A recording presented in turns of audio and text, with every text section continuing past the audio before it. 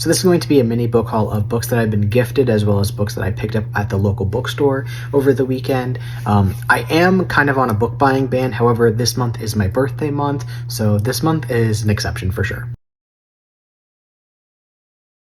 I know that I filmed this in like TikTok format, Instagram format, but if it's long enough, I might just pop it over to YouTube as well, because it'll probably be longer than a short, so I'll probably just throw it up there as a quick little video, honestly.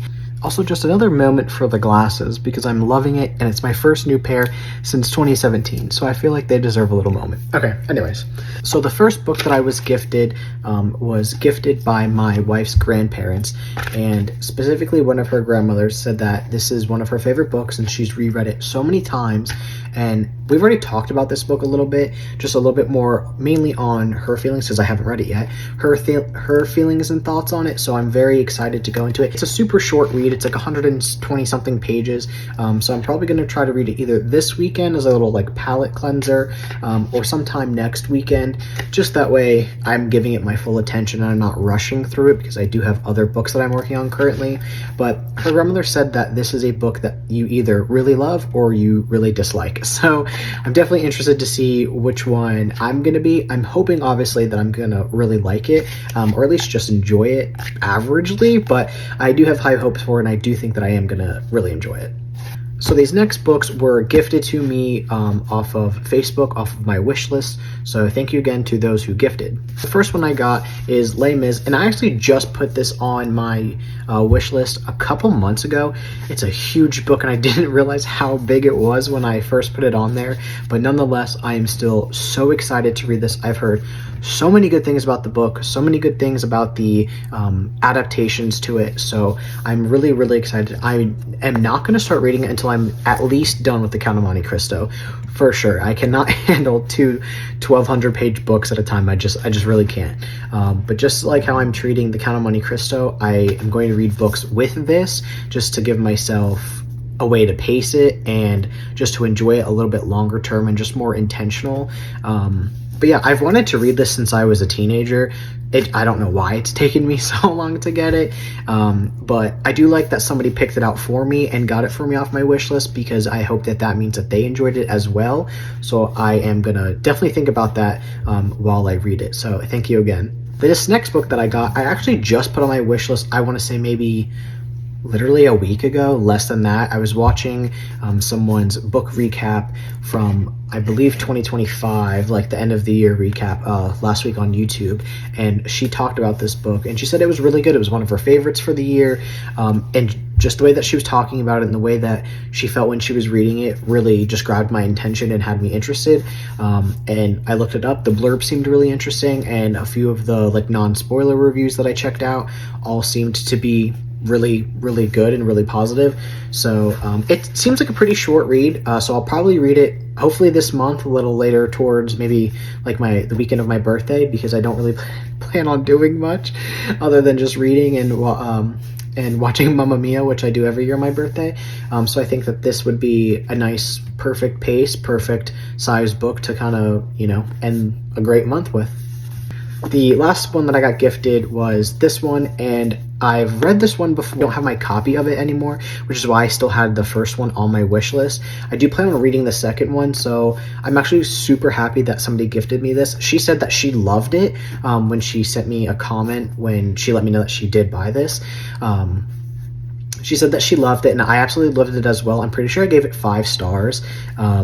Yeah, I don't even know what to say. The book was so good. It had me just engaged from the beginning, and I really, really enjoyed it. It was heartbreaking in the sense of just like, what's coming, and you still can't help but get attached to these characters, and you still can't help get attached to their stories and just the way that they live their lives, the way that they think. It's a lot in a book. It really is, but it's just so heartwarming and heartbreaking at the same time. And I generally do think that it's one of those books that make you rethink how you value life, how you look at life, and how you live your life. And it's one of those things, like the whole premise of the book is, if you knew you were going to die, how would you spend your last day and everything? And I think that that's really important in the grand scheme of things. We're always so worried about the next thing, trying to make sure that our futures and everything like that are so together. But this makes you genuinely live in the moment and genuinely live in the last day, quite literally. So I think it's a great conversation piece. I know that I really enjoyed it, and I know that it was going to make me sad, and I still read it, and it did make me sad, but I still love it, and I still recommend this book to other people. I really need to read the second one, so I'm excited to have this so I can reread it and then get my heart broken all over again, and then read the second one and also get my heart broken again. But yeah, so if you haven't read this, I would definitely recommend it, and I'm really excited to have it to put it on my bookshelf for sure. So the next ones that I'm going to be showing are the ones that I got from McKay's over the weekend. My wife and I go to McKay's quite often. I am on a book buying ban for the year as much as possible, just because I want to spend more time with the books that I currently have, and I just want to be more intentional and read bigger books to enjoy them a lot more this year. But with that being said, like you hear all the time, it is my birthday month, and we went and traded in a bunch of stuff, and we had some credit, and the past 2 or 3 times we've gone, actually, we haven't spent any money out of pocket. So boy math, book math, whatever you want to call it, it's not actually spending money, as how I feel. I'm just spending the credits, and I'm turning in other things to get more credits. So really, it's kind of evening out, if you know what I mean. So the first book that I got is The Hobbit, and I was on the lookout for this the last couple times that we've been there, but the ones that I saw, the copies, they were pretty beat up, and I was honestly just confused on where to start. And then in the book club that my wife and I run, somebody was talking about The Hobbit, said that they really loved it, and they would recommend it to somebody who hasn't read it yet, and I haven't read it yet, but I've wanted to. I haven't seen the movies either. I haven't read or seen Lord of the Rings as well, so I don't know honestly much about it, but this copy is like pretty much in perfect condition. There's no creases, there's no anything. The pages look to be completely intact. The only thing is the McKay sticker, which comes off with ease, so I'm not worried about that. I'm pretty sure this is the movie cover, which I'm not a huge fan of, but that's fine, because if I don't love it enough, then it's not a big deal, because I'm just going to turn it back in. And if I do, then I'll probably look to get the original cover to keep it on my bookshelf. But yeah, I'm super excited about this. Like I said, I don't know much about it, but I know enough about it to know that I'm tired of having FOMO when people talk about it online. And people have hyped this book up for so many years that I'm biting the bullet now that I'm getting back into fantasy and everything like that. So I think that this is a great place to start. And on the topic with The Hobbit, kind of sort of, is Game of Thrones. This copy is a little beat up, but not too bad. The pages are all intact, just a little crease, which no big deal. And they had a couple different copies of this. They had this one and the movie cover. So I got this one because I prefer not having the show cover. And I think that this is I just think it's a really cool cover. I have never seen Game of Thrones. I've never seen House of Dragon.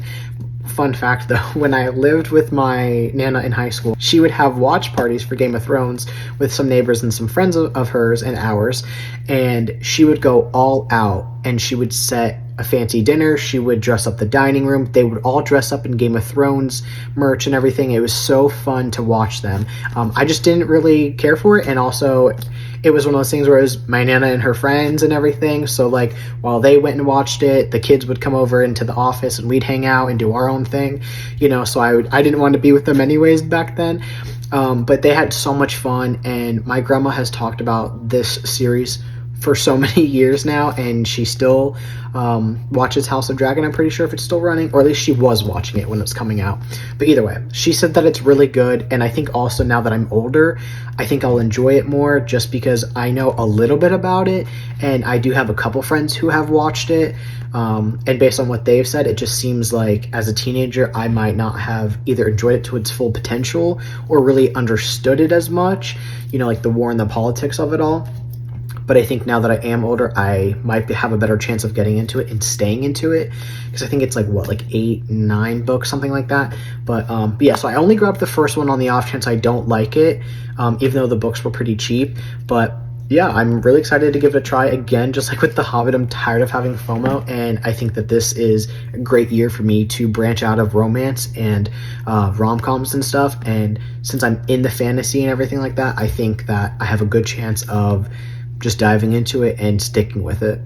The other book that I bought is actually 3-in-1, and I was going to get 2 of these separate anyways, and so when I found them all together, I thought it was a really good deal, honestly. And it comes with Frankenstein and Dracula, which were the 2 that I was looking for the most. I have a specific Frankenstein cover that I'm hoping to get. It's on my wish list, but that one is just more so for collection, so I don't really plan on reading it because I want it to be pretty much in perfect condition as a collector's item. And same thing with Dracula. I'm pretty sure there's a specific cover that's not on my wish list, a specific cover out there that I'm looking for to have as in my collection as well. Again, I don't want to read it, I just want to have that as a collector's item. So I think that this is the perfect place to have both of them in one. That way, whenever I'm done reading with the first one, I can just go straight into the second one. They can be together, just like they'll be together on my shelf. It actually comes with an introduction from Stephen King, which is also pretty cool, so I liked that as well. That's also what drew me to it. And yeah, I'm just really excited about this one. This one's also in like pretty much perfect condition. There's no crease on the side, a little bit on the bottom, but no big deal. You know, it's definitely that like old school mass paperback look and feel, which is fine because I love them, and I'm so sad that they're going extinct. But yeah, I'm really excited about this one. The next one that I got, I honestly didn't know too much about it. I've never heard of it, but it was a really good deal, and I'm not about to pass up a really good deal for something that does kind of strike me interested in everything.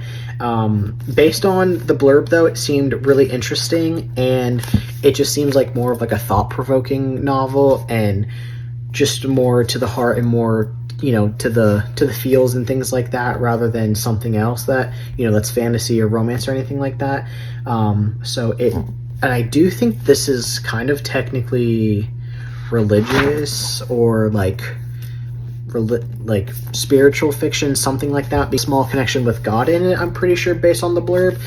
So that also kind of caught my eye because I do think that that's interesting, and I am interested to see how that plays a part in this and exactly what the author is going to do with that, because it can go one of 2 ways. But yeah, you know, it's just one of those that I've never heard of it, I've never seen it, and when I was looking through all of the books down the aisles, and my wife was looking for her books and stuff, you know, it caught my eye. And it's a pretty decent sized book too, you know, so it'll probably take me a while to get through, but I figured, you know, it seems like it's emotional, it seems like it's gonna tug at your heartstrings a lot, and I don't cry at books or anything like that, but I am interested to see how that's gonna go, you know, and who knows, it could turn out to be a really good story.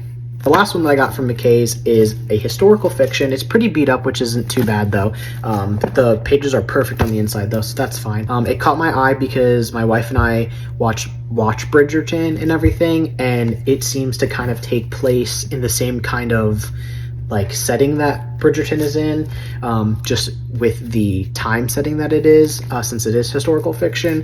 The book is huge though, so definitely not going to be something that I'm going to be reading right away, just because I have other bigger books that I'm going to be reading, but it is something that did catch my eye. It honestly kind of reminded me of the Count of Monte Cristo when I read it, just because it follows one main character all the way throughout, and kind of how she handles life and how she handles different that she experiences in life and everything. So that also drew me in, because I know that I'm enjoying that in the historical way that the Count of Monte Cristo is. If this is set up in a similar way, then I know I'm probably going to enjoy it as well, which will also make it easier to not read it as fast or as soon, because I'm already getting that out of the count now, you know what I mean? So like, you know, putting this on the back burner will be okay.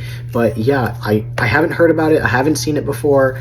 And then I also got 2 books from Pango Books, because I guess if you don't order from them for a while, they try to get you back in it by giving you like a $5 credit. At least they've done that to me twice now, and it's worked, unfortunately. You know, so if it ain't broke, don't fix it.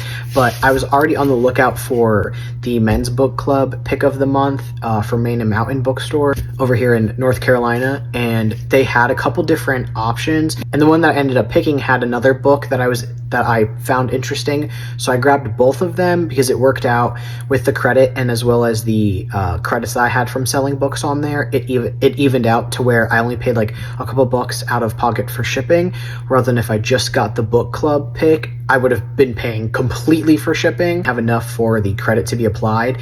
So it was one of those, I kind of had to buy an extra book, you know what I mean? Or at least that's what I told my wife. First one that I got is this one, and never heard of it, never seen it or anything like that, but this was the extra one that I got.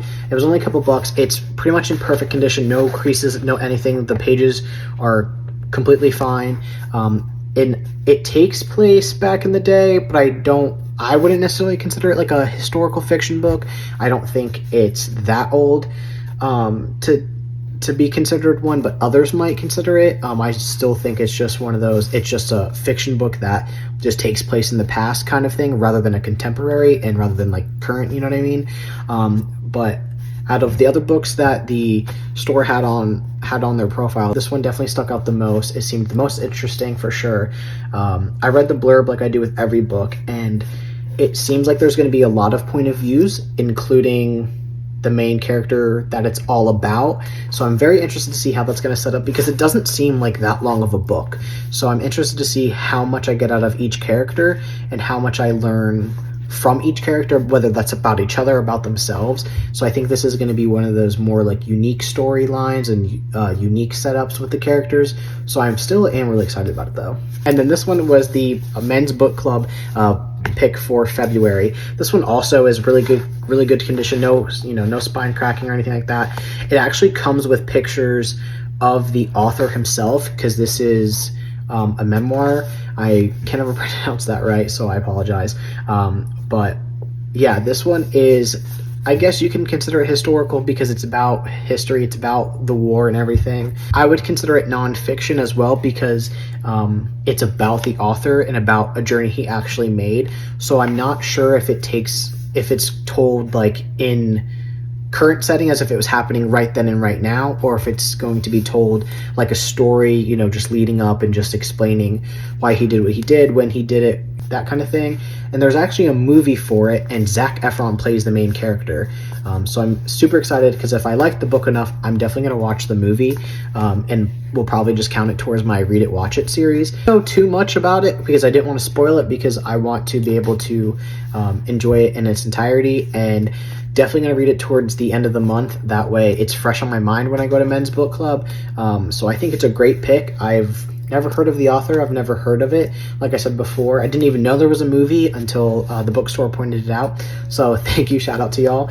But yeah, I think it's going to be emotional in the sense of it's going to have uncomfortable things happening in it, because it is based on war, and it is based on real life and what happened in his life during the war, and what he went through and things like that. So I think it's going to be heartbreaking in the sense as well that I'm going to see a side that I've never seen to a veteran, or about war and things like that. And so I'm definitely going into it knowing it's going to be a heavier book most likely, and everything like that. But I'm super excited for it. It seems like a pretty quick read overall. I did get the audiobook as well for it on Libby, so I am going to listen to it as well. I'm honestly not sure if he narrates it or if somebody else narrates it. I hope it's him, because I love when people write their books especially about themselves, and then they narrate it themselves. I think it just really adds another unique touch and another personal touch, because you can hear the emotion, you can hear the tone that they want to convey completely in it. And sometimes you can tell when they're going off of script or off book, whatever. You can tell when that happens, because you can kind of tell that they've you know what I mean? You can just tell in their voice that something else is there. And I think that really adds to something like this, especially when it is about a topic like this, or just about their life in general. So I'm very, very interested to read it. I'm very excited to read it. So yeah. But yeah, those are all of the books that I got. Like I said, I had credits for pretty much everything because I'm trying not to spend as much money as possible. And again, shout out to the couple people who sent me books off of my wish list. I really appreciate it. I always think about the person who sends it to me when I'm reading it or looking at it, whether it's a bookmark or a sticker or anything. I always keep, I keep as much as I can. I usually keep the notes and everything that people send me because I I'm just grateful and I'm thankful that someone thought of me and wanted to share, you know, a book that they enjoyed, or maybe they didn't enjoy and they want to see if I liked it, or see if they can talk to somebody who also didn't like it. You know what I mean? Whatever the case, if you've ever sent me anything, or if you're going to send me something in the future, thank you. I'm so grateful. And yeah, that's really it though. My wife baked brownies. I can smell them, so I'm gonna go downstairs and eat some. But yeah, I hope that you guys enjoyed this little video. I hope you guys are all having a great February. If your birthday's in February, happy birthday to you, especially if you're a Pisces. You know, hope you're having a great day. Hope you're having a great week. Hope you're having a great Black History Month. Any other books that you'd like me to check out, or if you have a Pango story you want me to check out, you know, feel free to comment below and I'll look at what you got. Alrighty, I'll see you guys in the next one.